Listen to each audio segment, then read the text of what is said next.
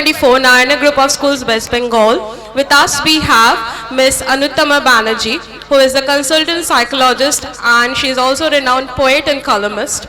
We have with her another very esteemed guest, Ms. Shoheli Gangopadhyay, who is a clinical psychologist. We are very proud and glad to have both of them with us in this evening. We are sure you are going to share with us very valuable insights of yours, from where we are going to learn a lot about our everyday life, how to handle life. And we have Ms. Moumita Rakshit, the R&D head of Narayana Group of Schools, West Bengal. I request you, ma'am, to please felicitate our esteemed guests.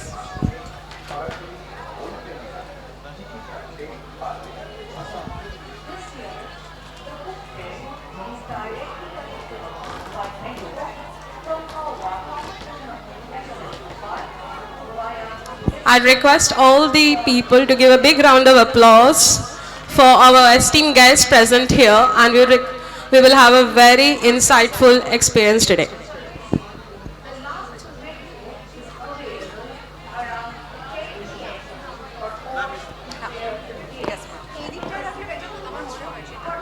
Ma'am, shall I keep all these things here? Ba ekhaneo rekhe din na. Ekhane rakho.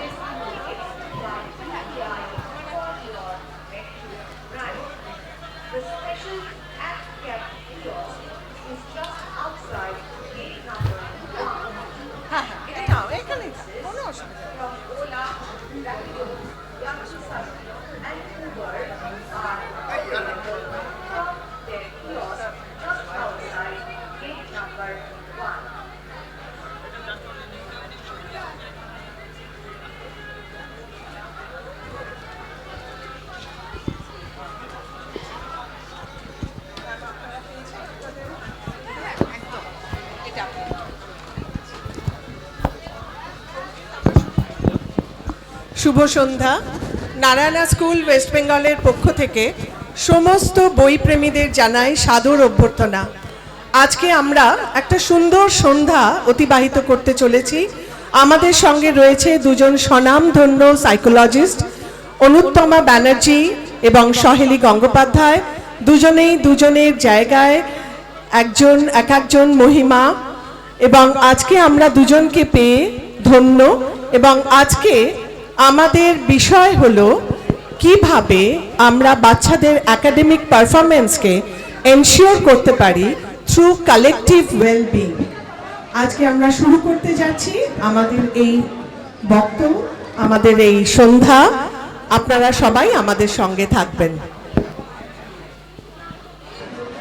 প্রথমেই শুরু করি সহেলি ম্যাডামকে। কেমন আছেন ma'am? ভালো আছি, আপনি কেমন আছেন? ভালো আছি ম্যাম। আমরা আজকে যেহেতু আমাদের সময়টা ভীষণই সীমিত, আমাদের খুবই তাড়াতাড়ি করতে হবে। আর আজকে আমরা সত্যিই খুবই ধন্য যে আপনাদের মতো দুজন মহিমান্বিত ব্যক্তিত্বকে আমরা পেয়েছি। তো আমি একদম স্ট্রেট চলে যাচ্ছি প্রশ্নে। আমাদের এই পরিবর্তনশীল সমাজ এবং সেই সমাজে এত রকমের পরিবর্তন, এত রকমের ডেভেলপমেন্ট, সেখানে আমাদের দেখা যাচ্ছে আস্তে আস্তে আমাদের সন্তানরা, আমাদের ছাত্রছাত্রীরা নানা রকমভাবে মেন্টাল হেলথের শিকার হচ্ছে, মানে মেন্টাল হেলথটা ওদের ইমব্যালেন্সড হচ্ছে। এই পরিবর্তনশীল সমাজে আপনাদের ভাষায় বা আমাদের মতো শিক্ষক শিক্ষিকাদের জন্য বাচ্চাদের মানসিক সুস্থ বিকাশকে আমরা কিভাবে অ্যানালিসিস করব বা অ্যাসেস করব, বা তার সুস্থ বিকাশের জন্য আমাদের দিক থেকে আমরা কি করতে পারি? প্রথমেই অসংখ্য ধন্যবাদ নারায়ণা ইন্টারন্যাশনাল স্কুলকে এই ধরনের আলোচনার যে একটা আয়োজন করা হয়েছে, কারণ এটাই তো এক ধরনের স্কোপ। আমরা এগুলোর মধ্যে দিয়ে আমরা আলোচনা করতে পারি, বিষয়বস্তুগুলোকে আনতে পারি আমাদের আলোচনার ক্ষেত্রে। এই কারেন্ট সিনারিওতে ডেফিনেটলি মানসিক স্বাস্থ্য এবং আবেগের স্বাস্থ্য একটা অন্যরকম চ্যালেঞ্জের মধ্যে দিয়ে যাচ্ছে। অবশ্যই তার সঙ্গে সোশ্যাল চেঞ্জেসের কিন্তু একটা রোল রয়েছে।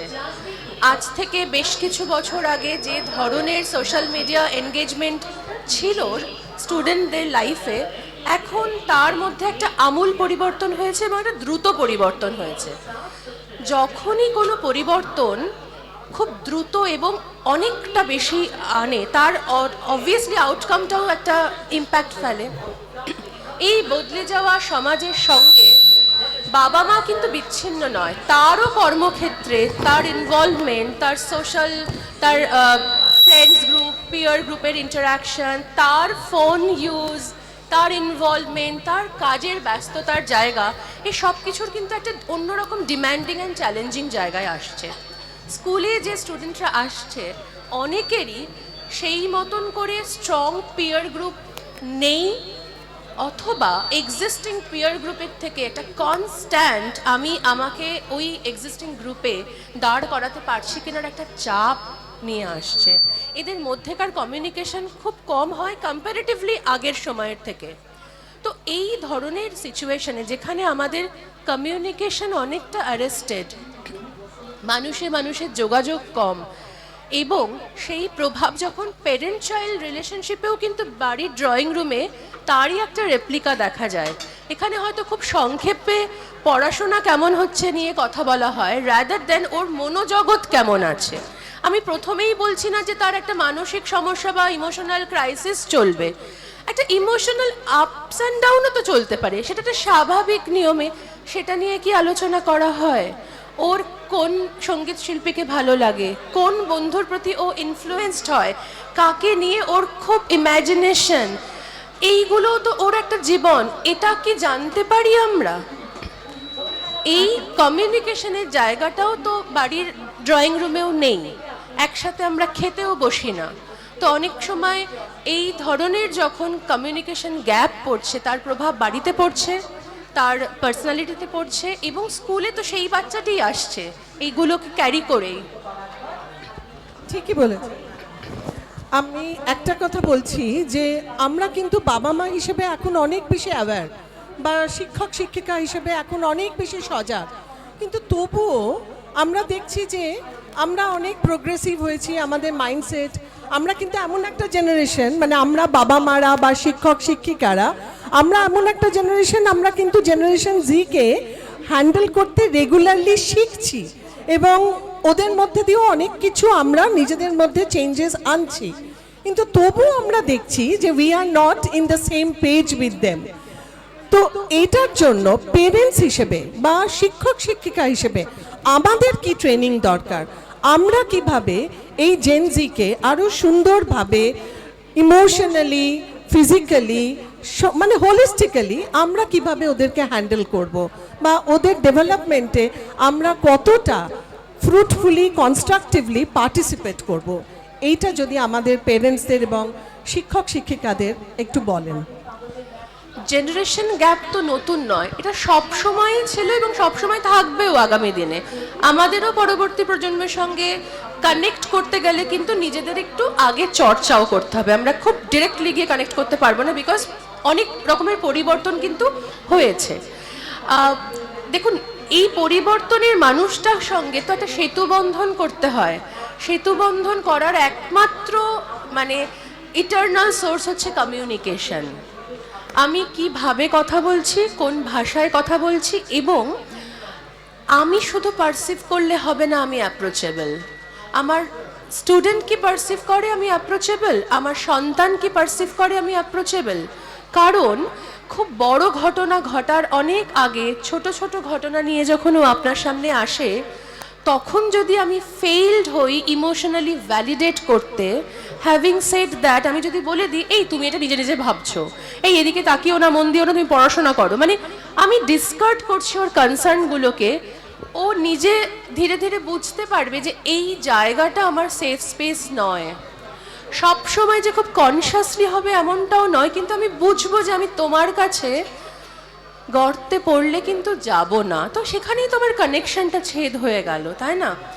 তো আমাকেও প্রতিনিয়ত as a parent, as a teacher বুঝতে হবে যে আমি যদি ওপারের মানুষটা হই, আমি যা ডেলিভার করছি সেটা কি সত্যিই খুব সুদিং, ওয়ার্মথ, সেটা কি সেই ধরনের বার্তা দিচ্ছে, নাকি সেটা কোথাও আমাকে একটা বাউন্ডারি স্ট্রংলি ক্রিয়েট করে বলছে যে না, আমার কাছে এটা বলা যাবে না। অনেক সময় আমি কাজ করতে গিয়ে দেখছি ম্যাডাম বয়ঃসন্ধির বাচ্চাদের মধ্যে কিন্তু ইমোশনালি ভ্যালিডেশনের জায়গাটার অভাব থেকে ওরা বুঝতে শুরু করে, বা এই ধরনের ন্যারেটিভস যে আমি তো জাস্টিফাই করতে পারবো না, আমার কষ্ট হচ্ছে। এবং এরকমও হয়েছে যেখানে ধরুন ফিজিক্যাল ইলনেসের কোনো টেস্ট হলে ওরা হয়তো ভাবছে যে এটা কিছু বেরোক, then only I can communicate যে সত্যি আমি ভালো নেই। সো এইরকম পরিস্থিতি চলে আসা মানে আমি আবেগগতভাবে সেফ একদমই নই। আমি হয়তো ফিজিক্যালি সেফ একটা বাড়িতে আছি, ফাইন্যান্সিয়ালি সেফটিতে আছি from a very eminent parenting, but I am not emotionally safe. তো দ্য কমিউনিকেশন এবং কমিউনিকেশনটাকে প্রয়োজনে বদলাতে হবে। 10 বছর আগে যেভাবে কমিউনিকেট করেছি বা আমাদের বাবা মারা করেছেন, আমাদের বাবা মায়ের সঙ্গে আমাদের গ্র্যান্ড প্যারেন্টসরা করেছেন, তার একটা রিস্ট্রাকচারিং দরকার, ভাঙতে হবে এবং এখনকার মতন করে কাস্টমাইজ করতে হবে। আমি এবার একটু অনুত্তমা ম্যাডামকে বলি।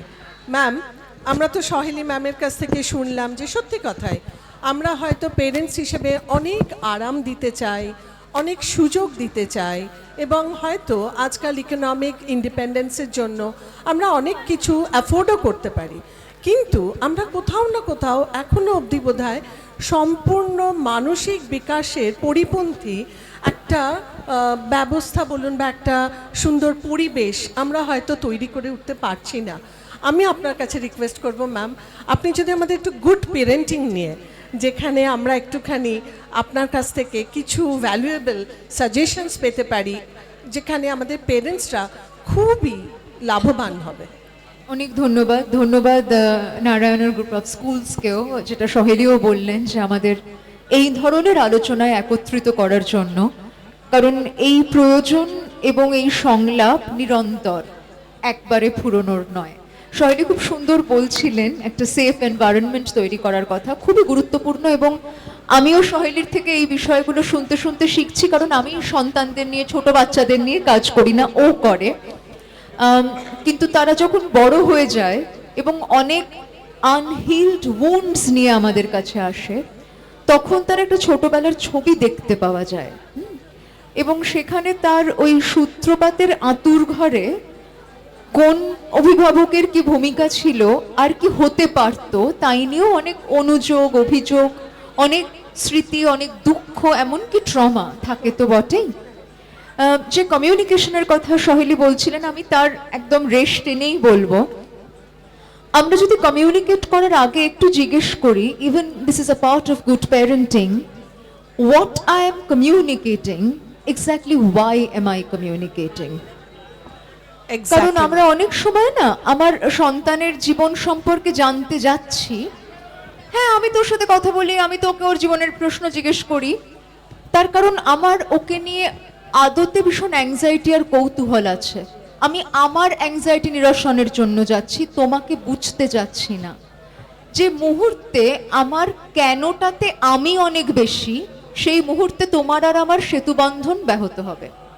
যে মুহূর্তে আমি আমার থেকে তোমাতে মনটা বেশি দেব, যে সত্যি তো ওকে অন্য সময় যতটা প্রাণোচ্ছল দেখতাম, ইদানিং তো দেখি না, বা হয়তো ইউজুয়ালি যে বন্ধুরা পার্কে বা হয়তো কমপ্লেক্সে খেলে, আমি কদিন ধরে দেখছি যে এই সময়টায় খেলতে যাবে বলে অন্য দিন তো একেবারে মারামারি কাটাকাটি হতো, প্রায় বাইরে এক্ষুনি বেরিয়ে যাব, হঠাৎ একদিন বাড়ি চলে এলো তাড়াতাড়ি, তারপর আর 2-3 দিন যাচ্ছে না। আমি কি সত্যি তখন তার সঙ্গে কথা বলতে চাইছি, নাকি আমি মনে মনে ভাবছি ভালোই হয়েছে একটু আগে আগে পড়তে বসবে? হ্যাঁ, কারণ সেখানে না আমার একটা ইচ্ছে পূর্ণ হয়ে গেছে, অতক্ষণ বাইরে থাকতে ভালোই হয়েছে, এখন বোধহয় ঝগড়াঝাটি হয়ে গেছে। যেটা দেখছি না সেটা হচ্ছে পড়ার ঘরে ঢুকছে, ও পড়ার কাছে ঢুকছে না। ও পড়ার ঘরে ঢুকছে যে মনটা নিয়ে, সে মনটাকে আমার আর কোনো শুশ্রূষা দেওয়ার মতন না আছে ইচ্ছে, না আছে নিজের মধ্যে দেখা। আমি যদি বরং ওর রেজাল্ট খারাপ হলেই ওর মন নিয়ে ভাববো, বা শরীর খারাপ হলেই ওর মন নিয়ে ভাববো, এটাকে সরিয়ে রেখে গুড প্যারেন্টিং বা যে কোনো ধরনের গুড কানেক্টিং এর অংশ এভাবে দেখি যে ইট is not all about me. কারণ আমাদের মধ্যে না একটা বাক্য ভীষণভাবে ইদানিং আসে, হোয়াট অ্যাবাউট মি। আমি বলছি সেখানে যদি আমরা মাঝে মাঝে অন্তত এটাও আনতে পারি, it's not all about me. আমার মনে হয় এই ছোট্ট শিফটটুকু দিয়েও আমরা কিন্তু যার সঙ্গে একটা দূরত্বে চলে যাচ্ছি সেখানে কিছু ছোট ছোট প্রস্তর স্থাপন করতে পারি এবং তাই দিয়ে একটা সেতু তৈরি হতে পারে। ও বুঝবে যে না, আমাকে মা বুঝতে চাইছে, বাবার জন্য আমায় বলছে না। হ্যাঁ, আমি তো পড়াশোনা খারাপ করলে তো বাবা বলবেই, তার জন্য বলছে না। আমি পড়াশোনা ভালোই করছি, তাও খবর নিচ্ছে, কেন জানতে চাইছে। আমাকে কি বলছে যে তোমার তো আমাকে এগুলো বলা উচিত, তুমি কেন দরজা বন্ধ করেছো, নাকি আমাকে বলছে আমি কিন্তু রইলাম, তোর যদি কিছু বলতে ইচ্ছে করে বলিস, আমি দেখছি কদিন ধরে সন্ধেবেলাটা তুই একা একা থাকিস, আমার তোকে দেখে একটু কষ্ট হচ্ছিল না, সব ঠিক আছে তো? একটা ওপেন এন্ডেড কোয়েশ্চেন দিচ্ছি, I am not necessarily interrogating, probing. এই জায়গাগুলোয় যদি আমরা একটু সচেতন হই, এবং যেটা বলে আবারও আলোচনার পরের জায়গায় আসবো, নিজেকে জিজ্ঞেস করা, আমি ওর বয়সে থাকলে বা আমার বয়সেও থাকলে আমি যখন হৃদয়ের কথা বলিতে ব্যাকুল, ঠিক কিভাবে জিজ্ঞেস করলে আমার কথা বলতে ইচ্ছে করতো। আমায় যদি কেউ সাংঘাতিক খোঁচাতো বা একটা কোনো জাজমেন্টাল রিমার্ক বা তোমায় তখনই বলেছিলাম তোমার ওই বন্ধু সুবিধের হবে না, আমি কেন তার কাছে বেশি কথা বলতে যাব? তাহলে আমরা আমাদেরকেও যদি সে জায়গাটা একটু এনে ভাবি, তাহলে বোধহয় সেখান থেকেও আমি আমার জন্য কি হলে ভালো লাগবে দিয়ে ওর ভালো লাগাটার রাস্তা একটু বোঝার চেষ্টা করতে পারি। একদমই ঠিক ম্যাম, আপনি যেটা বললেন যে মি মাইন্ডসেট, এই মি মাইন্ডসেট থেকে বেরিয়ে আমরা যখন টুগেদারে যাব, তখন হয়তো আমরা সত্যি সত্যি আমাদের সন্তানদের, আমাদের ছাত্রছাত্রীদেরকে বুঝতে পারবো। আর এটাও ঠিক ম্যাম, সত্যি আমরা কিন্তু যখন স্বাভাবিকভাবে বাবা মাদেরকে জিজ্ঞেস করি, আপনি রেগুলার আপনার ছাত্রের মানে আপনার সন্তানের কিরম প্রোগ্রেস হচ্ছে খোঁজ রাখেন তো? হ্যাঁ ম্যাম, রোজ জিজ্ঞেস করি স্কুল থেকে এসে, আজকে কি পড়লে, আজকে তোমার কোনো হোমওয়ার্ক বাকি আছে কিনা। কিন্তু সত্যিই তো কোনো বাবা মা হিসেবে আমরা কি জিজ্ঞেস করি, আজকে লাইব্রেরিতে তুমি কোন গল্পের বইটা হাতে নিলে, আজকে কি তুমি কোনো কিছু ভালো ছবি আঁকলে? মানে আমরা এই যে সফট স্কিল, আজকে ধরুন ন্যাশনাল এডুকেশন পলিসি থেকে শুরু করে সবাই বলছে give more importance to the development of the soft skill. তো এই সফট স্কিলটা কিন্তু আমরা অ্যাজ আ পেরেন্টও কিন্তু আর দেখি না, সেটাই হচ্ছে কথা। তো এইটা ব্যাপারে ম্যাম আপনি আমাদের একটু বলুন যে একটা সেই আফ্রিকান প্রভাব আছে না, it takes a village to raise a child. So আমরা বাবা মা, আমরা স্কুল, আমরা শিক্ষক শিক্ষিকা এবং আমাদের বাইরেও আমাদের আত্মীয় স্বজন, আমাদের পাড়া প্রতিবেশী, সবাই আমরা কিভাবে নিজের দায়িত্বটা পালন করতে পারি?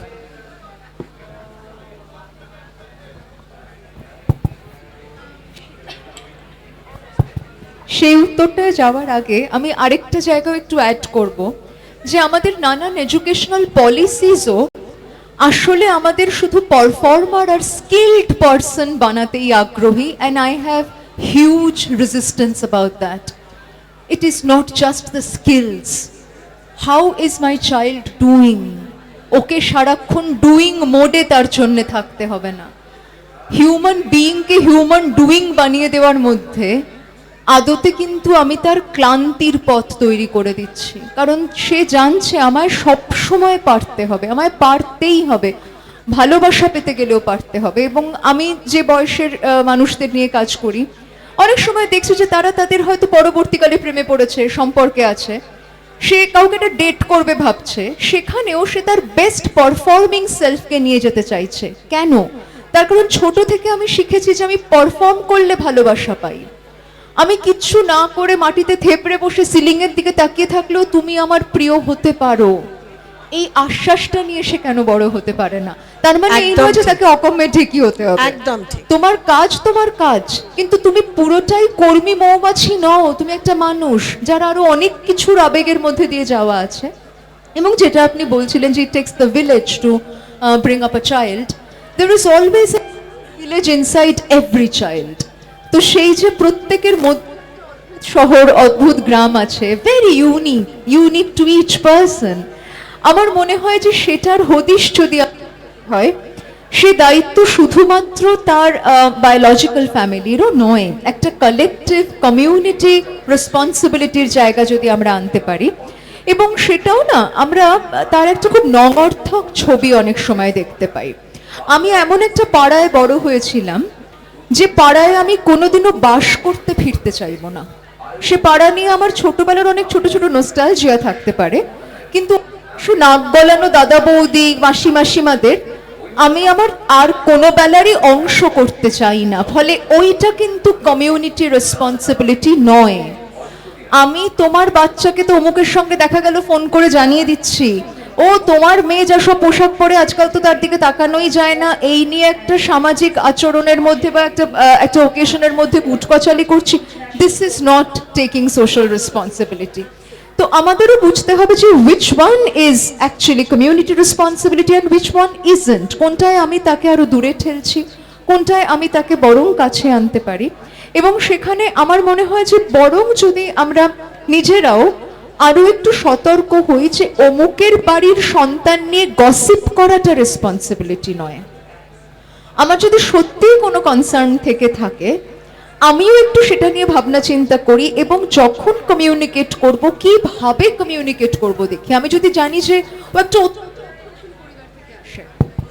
সেই রক্ষণশীল পরিবারের সন্তানকে আমি যদি দেখি কখনো যে পাড়ার এমন কিছু ছেলে মেয়েদের সঙ্গে মিশছে, আমার হয়তো মনে হলো ওর মধ্যে কোনো ধরনের অ্যাডিকশন ডেভেলপ করতে পারে, আমার একটা কনসার্ন এলো, হয়তো আমার চোখেও পড়েছে কিছু, আমি কিভাবে সেটা কনভে করছি তার বাবা মাকে, ওই তো তোমাকে আজকাল জানো কার সঙ্গে তোমার বাচ্চাকে দেখছি, এটা করলে তার উপকার করলাম না অপকার করলাম। ফলে আমার মনে হয় যে সেখানেও আমাদের অনেক ভাবতে হবে যে আমি আমার একটা সাময়িক গসিপের নিড চরিতার্থ করার জন্য তার বিষয়ে কথা বলছি, নাকি সত্যি তাকে নিয়ে আমার যে উদ্বেগ সেটা উদ্বেগের ভাষায় কনভে করছি। It's all about being being more mindful about what you are doing and why you are doing. এই প্রত্যেকটা উত্তর আমাদের কাছে থাকে। আমরা নিজেদেরকে নিয়ে এত থটলেসলি ঘুরে বেড়াই, আমরা ভাবি না। তো এই কথা বলার আগে না ভাবার দরুন আমরা যাদের সঙ্গে সম্পর্ক স্থাপন করছি বলে ক্লেম করছি তাদের সঙ্গে আমাদের প্রেমটি টুটে যায়। একদমই ঠিক ম্যাম, খুবই সুন্দর। আমি এখানে আবার একটু সহেলি ম্যাডামের কাছে ফিরে আসতে চাই। ম্যাম, আপনি তো থরলি ছোট বাচ্চাদের নিয়ে বা এই নিয়ে আপনার মানে পুরো কাজটা, আপনি আমাকে একটা কথা বলুন, এই যে ডিজিটাল ওয়ার্ল্ড, এবং এটাকে তো আমরা কখনোই অস্বীকার করতে পারবো না। আজকে আমরা যদি বাচ্চাদেরকে ডিজিটাল ওয়ার্ল্ড থেকে সরিয়ে রাখি, সেই প্ল্যাটফর্মে যদি আমরা তাদেরকে ইন্ট্রোডিউস না করি, তাহলে এটা কিন্তু আমাদের দিক থেকে আরও একটা মস্ত বড় ভুল হবে। কিন্তু কিভাবে আমরা ওদেরকে গাইড করব যাতে কখনোই ডিজিটাল ওয়ার্ল্ডে যে হিপোক্রিসিটা বা যেখানে আছে অনেক ভয়ঙ্কর সব কনসিকুয়েন্সেস, সেখান থেকে আমরা কি করে ওদেরকে বাঁচাবো এবং কিভাবে এটা যেন ওদের কোনো রকমভাবে কোনো অ্যাংজাইটির কারণ না হয়, সেটা আমরা কিভাবে দেখব? This is very pertinent. আর এই উত্তরটা খুব মানে মাল্টি লেয়ার্ড, এর কোনো ওয়ান ওয়ে নেই প্রথম একদম। কথা। কারণ পরিবার কিন্তু এক একটা পরিবার এক এক ধরনের ইন্টারনাল ইস্যুস নিয়ে থাকে, ঠিক আছে? এবার আমার গবেষণার জায়গাও হচ্ছে এই ইন্টারনেট প্রিঅকুপেশন, অ্যাডিকশন ইত্যাদি। তো যেটা দেখা যায় যে আমি যদি এখন শুধু টার্গেট করি ওর ইন্টারনেট ফোন প্রিঅকুপেশনটাকে, I will miss everything because that's just the tip of the iceberg. Absolutely. Second important aspect, আমি ভার্সেস ও হয়ে এটা সলভ করা সম্ভব নয়। আমি তুমি এক team, we are fighting against the digital মানে hype. Absolutely. That can be a way of, মানে that can be a good start. তো সেই জায়গায় তো একটু তৈরি হতে হবে আমাদের সবাইকে। আমরা কতজন এতটা ইনসাইটফুল অ্যান্ড মাইন্ডফুল? এই জন্যই স্কুল লেভেলে সেন্সিটাইজেশন ভীষণ প্রয়োজন। এবং আমি বলবো ম্যাডাম, একবার বছরে একটা সেন্সিটাইজেশনও এনাফ নয়, হ্যামার করতে করতে। কারণ এই ধরনের নিডটা আগের সময়ের পেরেন্টিংয়ের প্রয়োজন ছিল না এতটা। ডিজিটালি সবার কাজও খুব ডিজিটাল। বাড়িতে বাবা যখন ওয়ার্ক ফ্রম হোম করছে, মা যখন ওয়ার্ক ফ্রম হোম করছে, screen time management it's just আ কি বলছো তুমি? Just a regular, incident at home. এবার আমার মানে অ্যাডোলেসেন্ট বাচ্চাটির কাছে যদি আমার মেসেজটা কি বলছো তুমিতে চলে যায়, আমি তো শেষ, ওখানেই এন্ড। দেন মানে কতক্ষণ ধরেই বা আমি ওটা নিয়ে প্রচুর লেকচার দিয়ে যাই, বা আমি যদি বলি আমার কাছে বিশাল একটা তথ্য আছে গবেষণা থেকে, নাথিং উইল ওয়ার্ক আউট। প্রত্যেকটা ইউনিক ব্যাপার ফ্যামিলির মধ্যে, এবং যেখানে দেখা গিয়েছে যে ডিরেক্টলি ওই সোশ্যাল মিডিয়া বা ইন্টারনেট প্রি অকুপেশনটাকে টার্গেট করা হচ্ছে, ইনস্টেড অফ দ্যাট ওই সময়টা আমি ওর থেকে ছিনিয়ে নিয়ে ওকে আমি কি অফার করছি কোনো আমার ধারণাই নেই। Absolutely clueless. So if I'm taking away from 7 hours of preoccupation with internet or cell phone, if I am taking away from that 7 hours, what I'm going to give you back? I don't have any backup no plan. I have no plan. So why I will listen to you? তো এইখানে আগে প্রিপারেশনের প্রয়োজন আছে। Observational learning, আমি যদি সারাক্ষণ বাড়ির মধ্যে দেখি খাবার খেতে খেতেও বাবা একটা হেডফোনে বা মা একটা ইয়েতে কল নেয়, কোথাও একটা বাউন্ডারি সেট আপ দরকার। I can understand that there are challenges in nowadays work life also, occupational setup also, but there are also there is a possibilities of boundary setting. হয়তো অল্প সময়ের জন্য হবে, কিন্তু স্টিল একটা বাউন্ডারি সেটিং দরকার। এই বাউন্ডারি সেটিংয়ের মধ্যে কিন্তু পুরো টিমটাতে পড়ছে ওই স্টুডেন্ট, একা না। টু অ্যাকসেপ্ট যে সত্যি ওভারলোডেড হচ্ছে, let's plan something at least for 15 minutes. Absolutely. এটা হতে পারলে ওর মনে হবে না ওকে টার্গেট করা হচ্ছে। So I want to say যে do not target the person, target the problem. আমায় টার্গেট করলে আমি আপনার কথা শুনবই না, সে আপনার কাছে অনেক কিছু অফার থাকলেও, কিন্তু বিষয়টাকে টার্গেট করলে আমার অ্যালায়েন্সেস থাকবে, আমার কোথাও মনে হবে যে আচ্ছা আমি পার্টিসিপেট করতে পারি, আমার সেলফ এতটা থ্রেটফুল হবে না। এই জায়গাটা বোঝার জন্য কিন্তু আমার মনে হয় প্যারেন্টসদের দোষ দিয়ে লাভ নেই, ইট রিকোয়ার্ড আ প্রিপারেশন, যে এটা হচ্ছে ব্যাকগ্রাউন্ডে মেকানিজমে। আরেকটা দিক হচ্ছে খুব পার্টিনেন্ট, মানে খুবই প্রমিনেন্ট গবেষণাও বলছে, যেটা মানে বেশি এই ধরনের প্রিঅকুপেশন যেখানে একটা ফ্যামিলিতে ডোমেস্টিক ভায়োলেন্স আছে, প্যারেন্টাল সিগনিফিক্যান্ট আনকর্ডিয়াল রিলেশনশিপ আছে, ছোটোবেলা থেকে সেই ধরনের রিলেশনশিপের অভিঘাতে তার সন্তানের বা স্টুডেন্টের সেলফ এস্টিম প্রচণ্ডভাবে অ্যারেস্টেড, ফলে ওর পিওর রিলেশনশিপ করার যে সোশ্যাল স্কিলটা সেটাও খুব যে একটা ভালোভাবে অ্যাডাপ্টিভড হয়েছে এমনটা নয়। So the social media, so the phone, so that 6 inch of screen are much better and safer than all those people around me. তাহলে এই যে অনগোয়িং এক্সিস্টেন্স, তার সলিউশন হবে কি হবে না, দ্যাটস আ ডিফারেন্ট থিং। কিভাবে আমি হাজব্যান্ড ওয়াইফ ব্যক্তি থেকে প্যারেন্ট ব্যক্তিকে সেপারেট করে প্যারালালি একই সংসারে দুটো জীবনকে যাপন করতে পারি, যেখানে আমার আনকর্ডিয়াল রিলেশনশিপ রয়েছে হাজব্যান্ডের সঙ্গে বা ওয়াইফের সঙ্গে, বাট দুজন বাবা মায়ের মধ্যে কোনো আনকর্ডিয়ালিটি নেই। এই জায়গাটার জন্য কিন্তু জাস্ট বলে দিলে হলো না, it's a toughest job, because এখানে আমার সেলফ ইনভলভ, আমি ব্যক্তি বা বাবা মা ব্যক্তির সারা জীবনের acquired trauma involved, existing significant romantic relationship crisis involved. How I am going to figure it out unless I am not planning for it? যখন আমার সন্তানকে নিয়ে কোনো আলোচনা আসবে, তখন যখন আমি আনপ্ল্যান্ড বসছি আলোচনাতে, আমি কিন্তু হাজব্যান্ড আর ওয়াইফ হয়ে বসবো, এবং আমি যেটা অন্য ক্ষেত্রে করতে পারছি না আমি এখানে আরেক রকম ভাবে চরিতার্থ করার চেষ্টা করব, but the scapegoat will be the child, maybe unknowingly I am doing. তাহলে প্রতিনিয়ত এই পরিসরটা তো তৈরি করতে হবে যে এবার আমি বসছি, আমি বাবা বসছি, আমি মা বসছি, এখানে আমারও একটা আনডিউস মানে একটা সেট থাকবে, আনসেট রুলস থাকবে, যে আমরা একে অপরকে মিউচুয়ালি রেসপেক্ট করব, যেটাকে ম্যাম আপনি পার্টনারশিপ প্যারেন্টিং। হ্যাঁ, যদি সেটা না হয়, পার্টনারশিপ প্যারেন্টিং যদি না হয়, বা বাচ্চার সঙ্গে একটা পার্টনারশিপে না যাই আমি, তাহলে তো ও ওই সুযোগটা নিয়ে ম্যানিপুলেশন করার চান্স পাবে। ও বেসিক্যালি ডাইভার্টেড, ও কিন্তু খুব প্ল্যানিং করে ম্যানিপুলেট করছে এমনটাও নয়, কিন্তু ও জানে না যে কে রুলস সেট আপ করবে, কে দায়িত্ব নেবে, কে আমাকে গাইড করবে।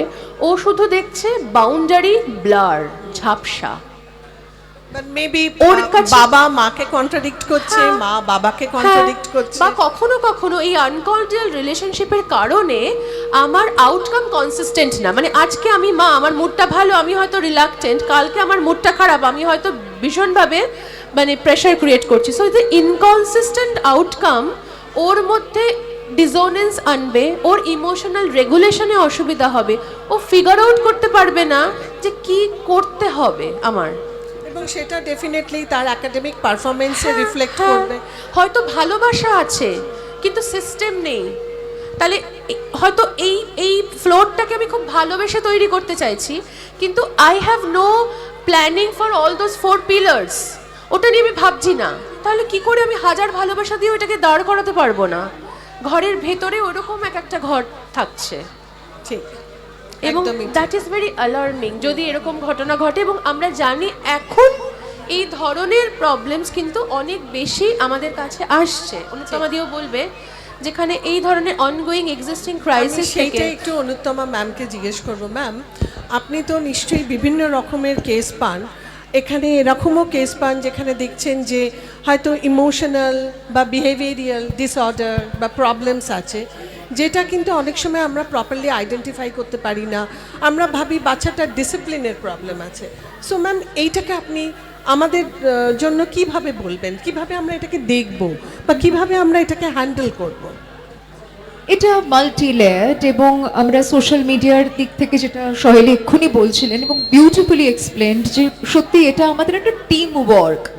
কারণ সোশ্যাল মিডিয়া মানে কিন্তু শুধু ফেসবুক, টুইটার, ইনস্টাগ্রাম নয়, it's an entire digital entity. আমাদের এখন অনেক ধরনের রিয়ালিটি তৈরি হয়ে যাচ্ছে, which is huge, এবং সেখানে এও ঠিক যে তার প্রয়োজনও পড়ছে। আমরা তো সেটাকে বাদ দিয়েও এগোতে পারছি না। তাহলে আমরা একটা মডারেট ইউসেজের মধ্যে কি করে নিজেকে রাখবো? কারণ কেউ যখন আমি ঠিক যেটা চাইছি সেটা আমায় এনে দিতে পারবো এটার প্রমিস করে, কেন আমি তার থেকে সরবো? একদম। এবং এটা নিয়ে সোশ্যোলজিতে ভীষণ ইন্টারেস্টিং কাজ হচ্ছে। শেরি টার্কলের অসাধারণ বই আছে, যেখানে উনি একটা খুব ইন্টারেস্টিং কথা বলছেন যে এআই একটা সময় তৈরি হয়েছিল মানুষকে রেপ্লিকেট করার জন্য, কিন্তু যেটা হচ্ছে এআই এর সঙ্গে থাকতে থাকতে আমাদের প্রত্যাশাগুলো মানুষদের থেকে এআই এর মতো হয়ে যাচ্ছে, একদমই। which is the risk that we are running। যে ধরা যাক আমি জানি এআই কোনোদিন আমার সঙ্গে ডিসএগ্রিমেন্টে যাবে না, কারেক্ট। আমি জানি এআই কে আমি যেই মুহূর্তে একটা কিছু বলবো ও তৎক্ষণাৎ আমার সাথে মিষ্টি করে কথা বলবে। আমি আমার পিয়ার গ্রুপের কাছ থেকেও এটাই চাইছি। আমি যখনই দেখছি যে সে আমার সঙ্গে কোনোভাবে একটা মতপার্থক্যে যাচ্ছে, আমি তাকে সোশ্যাল মিডিয়া জানিয়েছে ব্লক করে দেওয়া যায়। So that person is entirely swiped out. আমি বলছি না সেখানে সে যদি সত্যিই আমার জন্য খুব নঙর্থক হয় আমরা বাউন্ডারি সেট করবো না, যেটা সহেলিও বলছিলেন, দ্যাট ইজ ডিফারেন্ট। কিন্তু আমরা আমাদের প্রত্যাশা, ইন্টারপার্সোনাল এক্সপেকটেশনটার আসলে যে রেফারেন্স পয়েন্ট রাখছি, সেই রেফারেন্স পয়েন্টটা তো এআই। এআই তো কখনো বাস্তবকে রিপ্রেজেন্ট করছে না, সে একটা ফ্যান্টাসিকে রিপ্রেজেন্ট করে দিচ্ছে। এর ফলে যেটা হচ্ছে আমাদের সন্তান পরবর্তী প্রজন্ম যার দিকে দৌড়চ্ছে সে নেই, নেই। সেটা জাস্ট নেই। Exactly. এবং এই নেইটা সে মাঝে মাঝে নিজের মধ্যে বোধ করছে in terms of a void. আমরা অনেক সময় এটা বলতে শুনি, I feel a sense of void. তার কারণ perhaps it is a symbolic representation of the void outside. আমি তো কংক্রিট কিছু কি আর দেখতেই পাচ্ছি না, যেটা ছুঁতে যাচ্ছে সেটা মরিচিকা হয়ে যাচ্ছে, কারণ ওটা আগাগোড়া মরিচিকাই ছিল। এর ফলে যেটা হচ্ছে, এটা কিন্তু শুধু সন্তানদের নয়, আমার মনে হয় অভিভাবকরাও কিন্তু এই একই লুপে ঘুরছেন। ফলে যেটা পার্টনারশিপ করে করার কথা সহেলি বলছেন, দ্যাট ইজ এক্সট্রিমলি ইম্পর্টেন্ট, যে আমাদের একত্রিত হয়ে দেখতে হবে আমাদের সমবেত ক্ষতির মুখে কে আমাদের দাঁড় করাচ্ছে। সেখানে কখনো কখনো যখন অভিভাবকরাও দেখছেন যে এখন ট্যাপটা চালিয়ে দিলেও খেয়ে নেবে, আমারও সারাদিন পরে বাড়ি এসে ওর সাথে নানান ধরনের গল্প পড়ে শোনানোর ইত্যাদির এনার্জি না থাকতে পারে, which is also understandable। আমি ওকে ট্যাবে একটা গান চালিয়ে দিচ্ছি এবং সেটা দেখতে দেখতেও খায়। এরপর থেকে ও জানছে যে human necessity, human intimacy can be compensated through this. 2, কোন বিহেভিয়ারের সঙ্গে জুড়ে দিলাম, which is the most important archaic food, আমার প্রাইমারি প্লেজার। বাচ্চার খাওয়ার সঙ্গে জুড়ে যাচ্ছে একটা এমন এন্টিটি যে এন্টিটি তার দৈনন্দিন এন্টিটির অংশ নয়। এর ফলে সে এমন একটা নির্ভরতায় পৌঁছে যাচ্ছে ওর সঙ্গে, যে সেই নির্ভরতা যখন বড় হয়ে আমি তার হাত থেকে কেড়ে নিতে চেষ্টা করছি, তখন তার সেপারেশন অ্যাংজাইটি হচ্ছে। কারণ আমি খেয়েওছি যখন, তখন ও আমার সঙ্গে ছিল, তখন ওই গানটা ওইভাবে বারবার রিপ্লেট হতো। এবং তাতে অনেক সময় যেটা হচ্ছে, যদি সেটা আমরা না করিও হয়তো খুব কান্নাকাটি করছে, আমি অনেক সময় প্যারেন্টসদের বলি কাঁদুক, একদিন কম খাবে। আমাদের কোথাও কিছু জায়গায় ফর্ম হতে হবে। আমি কেন সেটা রিস্ক নিতে পারছি না? আমার অ্যাংজাইটি। কিছু মনে করবেন না ম্যাম, আমাদের মতন পরিসরে আমরা যারা আছি, সেই বাড়ির সন্তান না খেতে পেয়ে অসুস্থ হয় না, খেয়ে অসুস্থ হয়। সুতরাং এটা আমার প্যারেন্টিং এর অ্যাংজাইটি, যে আমার মনে হচ্ছে যে ওকে ট্যাপটা হবে, তা না হলে ও একেবারে অভুক্ত থেকে যাবে। কিছুই অভুক্ত থাকবে না, তেমন খিদে পেলেও একটা কিছু জোগাড় করে খাবে। কিন্তু আমি একটা বিহেভিয়ারাল প্যাটার্নকে অ্যাড্রেস করছি এবং আমি ওকে বলছি যে দেখো, এটা আমারও হচ্ছে, আমিও চেষ্টা করছি, এটা তুমিও চেষ্টা করো। সো কোথাও যদি সেই জায়গাটাতে আমরা ওই বাউন্ডারি আনতে পারি, তাতে যে নানান ইমোশনাল কমপ্লেক্সিটিস তৈরি হচ্ছে। এবং আমি বলবো যে সোশ্যাল মিডিয়া বনাম আমরা এরকম ভাবে দেখলে এটা এমনিও হবে না সব সময়, কারণ বাচ্চা সে ভাষাটা বুঝবে না, আমরা বুঝতে পারছি। ওর কাছে এই গোটাটাই কিন্তু অপূর্ব। আমাদেরকে ওর কাছে যদি পৌঁছতে হয়, ওর কোথায় সমস্যা হচ্ছে দিয়ে পৌঁছতে হবে, আমার কোথায় সমস্যা হচ্ছে দিয়ে নয়। যে তোমরা যখন বন্ধুরা কালকে একসঙ্গে আড্ডা মারছিলে, দেখলাম তোরা একসাথে একটা বার্থডেতে, তোরা তো যে যার ফোন নিয়ে ভিডিও গেম খেললি। আচ্ছা, আর কোনো খেলা হয় যেটা তোরা একসঙ্গে খেলতে পারতিস? কারণ তুই তো বাড়ি এসেও ভিডিও গেম নিয়ে খেলতে পারবি। তাহলে you missed out on something, right? এই জায়গা থেকে ওর না পাওয়াটা দিয়ে ওকে নক করা, আমার চাওয়াটা দিয়ে নয়। ওই আগের বারও একবার ম্যামের সঙ্গে একটা খুব সুন্দর ডিসকাশন হয়েছিল, আমার এক্ষুনি মনে পড়ছে সেটা হচ্ছে বাচ্চারা না এই ফোমো কথাটা, যে ফিয়ার অফ মিসিং আউট, কারণ এইটা যদি ওদের একবার ধরিয়ে দেওয়া যায় যে বোধহয় তুমি কিছু একটা মিস করে গেলে, তখনই হয়তো ওরা সেই জায়গাটায় ভীষণ অ্যাটেনশন নেয় যে হ্যাঁ কিছু একটা বোধহয় মিস করে গেলাম, সেটা নেক্সট টাইম আমাকে খুব অ্যাটেন্টিভ হতে হবে ওটার জন্য। ম্যাম, এবার একদম আমি একটা খুব সহজ প্রশ্ন, কিন্তু সত্যি আমাদের কাছে, বিশেষ করে আমাদের এই প্রজন্মের কাছে বা আমাদের এই শিক্ষা ব্যবস্থা সকলের কাছেই একটা বিশাল বড় প্রশ্ন, একাডেমিক পারফরমেন্স মানেই কি শুধু রিপোর্ট কার্ডে ভালো নাম্বার পাওয়া? সহেলি ম্যাম আপনিই বলুন, বা অনুত্তমা ম্যাম, দুজনেই বলুন।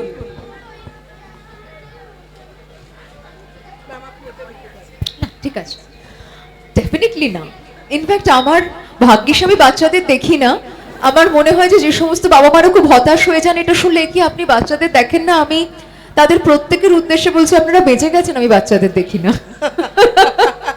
কারণ আমার কাছে সত্যি জীবনের এই পর্যায়ে এসে মনে হয় ওই একাডেমিক রিপোর্ট কার্ড দিয়ে বিশেষ কিছুই হয় না। কারণ একাডেমিক রিপোর্ট কার্ড আমায় শেখাবে না যে আমার বাড়িতে যদি অতর্কিতে একটা মৃত্যু আসে আমি কি করব।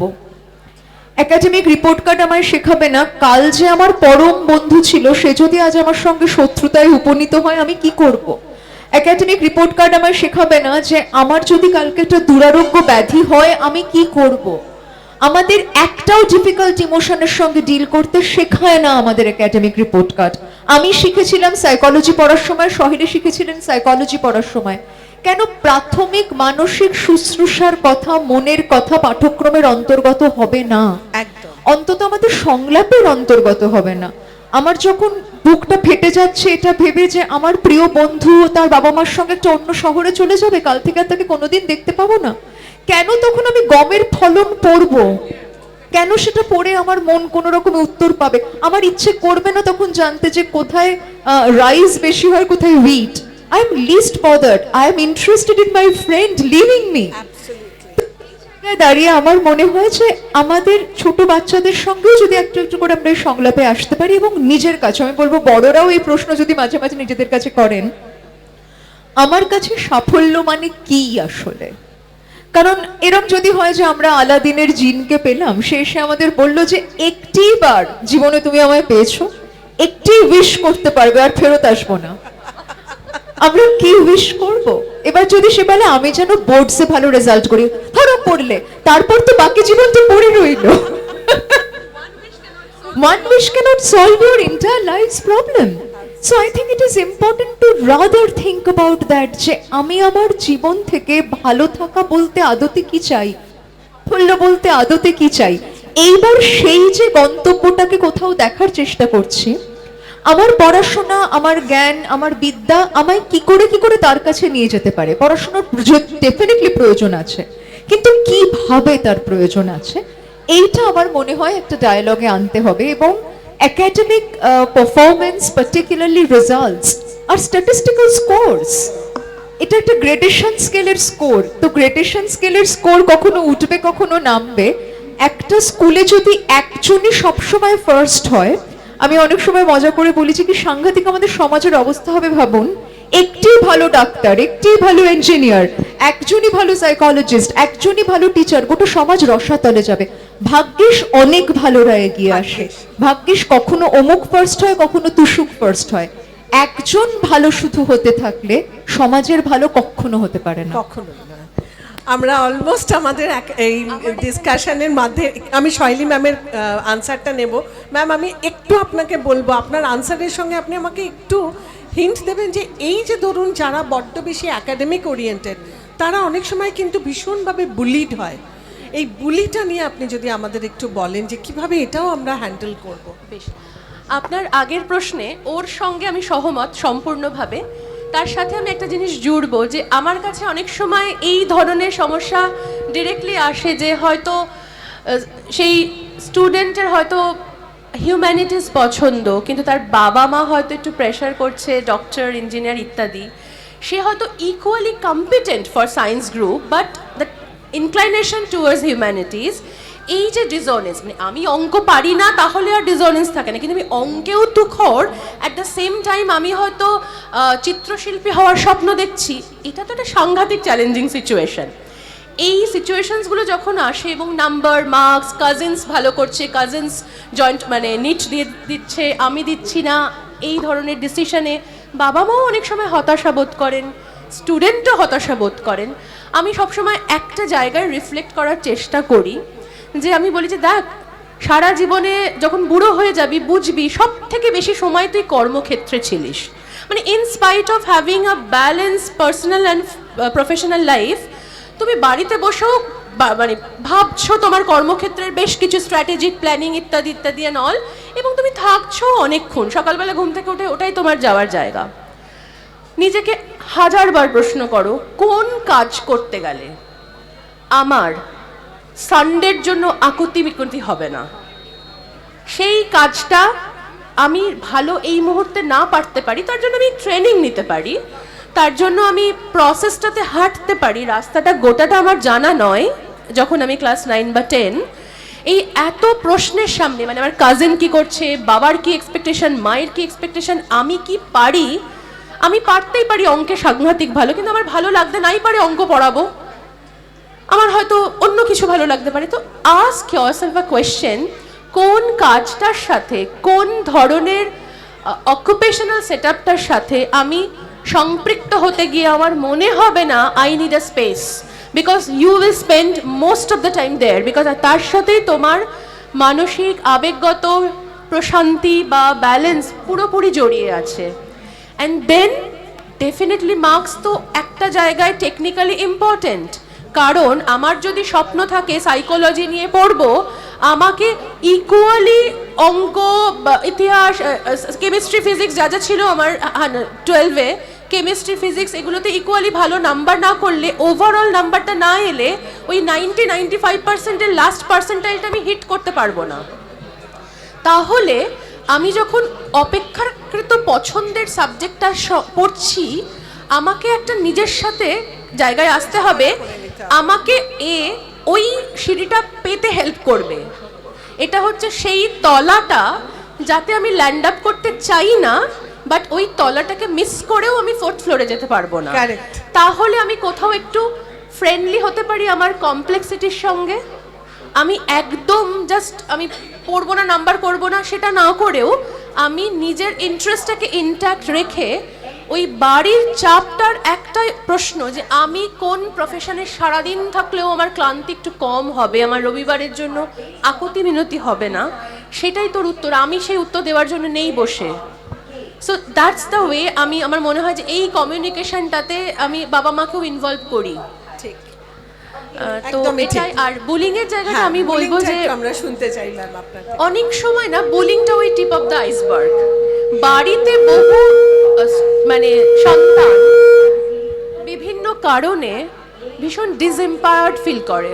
এই যে আমি এম্পাওয়ার্ড ফিল করছি না, সেই জায়গার মনটা নিয়ে যখন আমি স্কুলে আসছি, আমি কোথাও না কোথাও কাউকে খুঁজছি যে আমার থেকে অপেক্ষাকৃত দুর্বল, যার অ্যাসার্টিভনেস পার্টটা অতটা প্রগাঢ় নয়, আমি তার উপরে আমার ওই সেন্স অফ যে ডিসএম্পাওয়ারমেন্টটা আমি বাড়িতে রোজ ফিল করি, ইউজলেস ফিল করি, কিচ্ছু না, একদম জাস্ট কেউ পাত্তা দেয় না, সেইটা চরিতার্থ করার মেকানিজমটা কিন্তু অনেক ক্ষেত্রে বুলিং। এবং এই বুলিং যিনি হচ্ছেন ভিকটিম, তার যেরকম যত্ন প্রয়োজন, যে বুলি করে তারও ইকুয়াল যত্ন প্রয়োজন। যে বুলিড হচ্ছে তার সঙ্গে ইমিডিয়েট, তার যেন মানে অধিকাংশ ক্ষেত্রে আমি কাজ করতে গিয়ে দেখেছি যে বুলিড হচ্ছে সে জানে না কাকে বলতে হবে। আই ক্যান আন্ডারস্ট্যান্ড টিচারের পক্ষে ওই অতগুলো স্টুডেন্টকে ম্যানেজ করা is a very difficult, but constant যদি একটা ক্লাসে হ্যামারিং করা হয় যে you can come and tell me, বাকি যে বুলি করছে সে তো জানে যে কেউ বলার নেই, তো এই কেউ বলার আছে এটা জানান দেওয়াটাও অনেক বেশি ইম্পর্ট্যান্ট। তো সেই ধরনের যদি একটা সিস্টেম স্কুলে থাকে, কনস্ট্যান্ট একটা হ্যামার করা যে মানে I am the place you can come and tell, এটা, এবং যিনি বুলিড হচ্ছেন তাকে যতটা এমপ্যাথি দিয়ে আমি দেখব, যে বুলি করছে তাকেও ইকুয়ালি এমপ্যাথি দিয়ে তাকেও আনতে হবে আমাদের চর্চার মধ্যে, আমাদের মানে আমাদের কেয়ারের মধ্যে, নইলে কিন্তু আমরা ব্যাপারটা পুরো মিস করব শুধু যদি ইয়ে হয়। রেগুলার একটা উইন্ডো ওপেন রাখতে হ্যাঁ, হবে, দুপক্ষেরই দরকার। হ্যাঁ, একদম একদম। তো আজকে সত্যি আমাদের আমি জাস্ট একটা জায়গা একটু অ্যাড করব বুলিং নিয়ে। একটু প্রবলেমাটাইজ করছি হয়তো, অনেক সময় না টিচার্সদেরও এই ব্যাপারে আর একটু সেন্সিটিভ হতে হবে। তার কারণ আমি অনেক শিক্ষা প্রতিষ্ঠানে দেখেছি যে আমরা ওকে শক্তপোক্ত করবে বলে আসলে ক্লাসরুমে স্টুডেন্টকে বুলি করছি। আমরা যে ভালো পারছে না তার একটা উত্তর নিয়ে টিচার হাসছে, হেসে আরেকজনের সঙ্গে সে হাসিতে তাকে সামিল করছে, তাতে একটা বুলিং এর ক্লাইমেট মান্যতা পেয়ে যায়। But it's very negative. But it happens, and ideally it mustn't happen, but it does happen, and there are ways, there are sophisticated ways, but how the student is being perceived by the teacher might even determine how the student will be perceived by the other classmates. সেখানে আমরা অনেক সময় even viva রুমে আমরা দেখেছি যে ধরনের অভিজ্ঞতার মধ্যে দিয়ে অনেক স্টুডেন্টকে যেতে হয়, আমি পরে ভেবে দেখেছি সেটা বুলিং নয়, তার একটা কোন সেই যেভাবে তার সঙ্গে কথা বলা হচ্ছে, হ্যাঁ ঠিক আছে আমার মনে হয় চলে আসবে, ভুল উত্তর নিয়ে যে কথা বলা হচ্ছে, তাতে এই যে আমরা সবাই মিলে বসেছি 3-4 জন টিচার ঘিরে, এইটার মধ্যেও না আমাদের অজান্তে আমরা আরেকজনকে এক ধরনের পাওয়ার প্লের অংশ করে পাওয়ার বোধ করাই, আর আমি তত বড় কি তাকে দেখাই।